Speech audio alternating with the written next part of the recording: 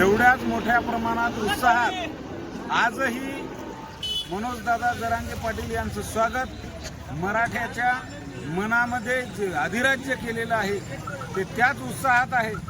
आम्ही त्याही वेळेस मुंबईला गेलो होतो, त्याही वेळेस याच पद्धतीने किंवा याहीपेक्षा थोडंसं कमी होतं, पण त्यावेळेसपेक्षा यावेळेस मोठा उत्साह मराठा समाजात पाहायला मिळत आहे।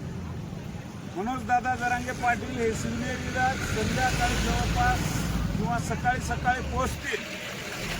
जवळपास हा 200 किलोमीटरचा 250 किलोमीटरचा प्रवास त्यांचा सकाळीच शिवनेरीवर आगमन होईल असं या नियोजनात वाटते। त्यामुळं आज आपण पाहत आहे ते हे पाठीमागं माझ्या पहा शेवगाव आहे। या शेवगावातल्या मराठा बांधवांनी एवढ्या मोठ्या उत्साहाने एवढ्या मोठ्या ताकदीने आपला लढा इथं उभारलेला दिसला। मागच्या काळापेक्षा या काळामध्ये सरकारच्या मनामध्ये नक्कीच या गोष्टीमुळे धडकी भरणार आहे आणि हे JCP पहा स्वागतासाठी दादाच्या किती मोठ्या प्रमाणात उभे आहेत।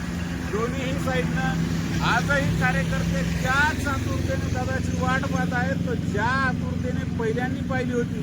लोकांच्या मनामध्ये हा संभ्रम आणि भ्रम आहे की दादांचं स्वागत एवढ्या मोठ्या प्रमाणात होणार नाही किंवा कशा पद्धतीने होईल, अशा पद्धतीने होईल, एवढे समाज दादाच्या पाठीमागे येणार नाही।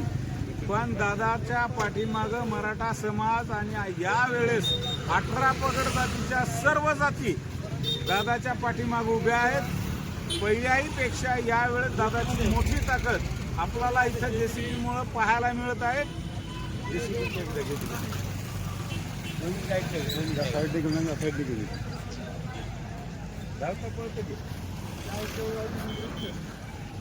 आणि पाटील सध्या आहेत शेवगावच्या 6 फुटाफाट्यावरती।